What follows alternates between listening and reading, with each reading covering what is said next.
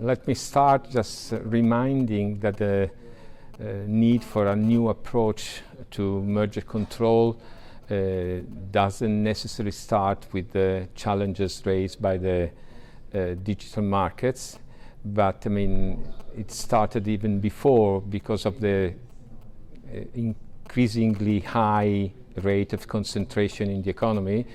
Macroeconomists, I mean, were concerned because of that, and I think that the new approach is required, generally speaking, for all innovative markets, and of course the emergence of the big digital platforms exacerbates the need for a new approach.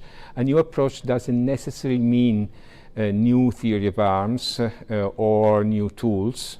The theory of arms might be adjusted, taking into consideration which are the distinctive features of the digital markets, and they concerned, of course, the difficulty in defining a proper relevant market, the ingredients of a market power, which are not necessarily the traditional ingredients, but the need also to assess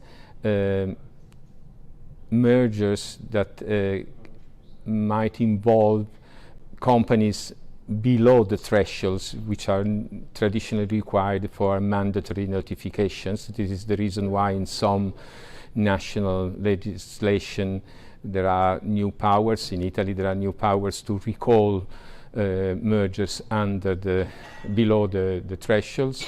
There is a new approach towards Article 22 at the European level. But let me stress 2 points that I really think are crucial in order to have a new approach to merger control in digital markets.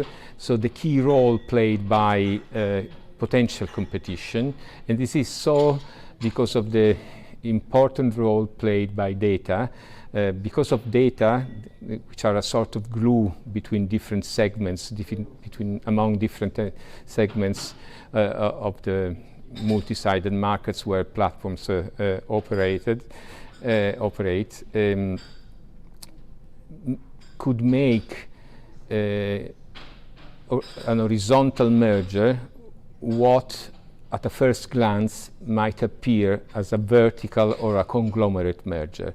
So the approach, which is traditionally more indulgent for vertical mergers or for conglomerate mergers, has to be slightly more severe because of the risk of elimination of a potential competitor. Of course, the counterfactual is very complicated because the counterfactual is in a continuously dynamic change that we have to take into consideration.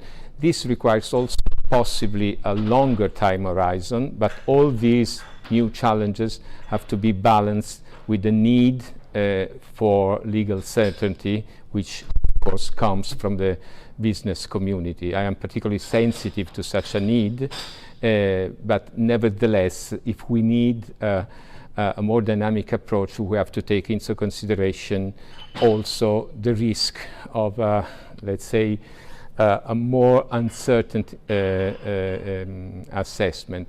In this perspective, I think that there are some concrete proposals. For instance, I mean, emphasizing the role which can be provided by internal documentation, where the rationale of the merger could appear clearly, so you can understand a little bit better if it is a pro-competitive approach, a pro-competitive merger, or a potentially restrictive merger, and possibly it's a provoking proposal. I think that we have to debate also about the possibility of the reversal of the burden of proof.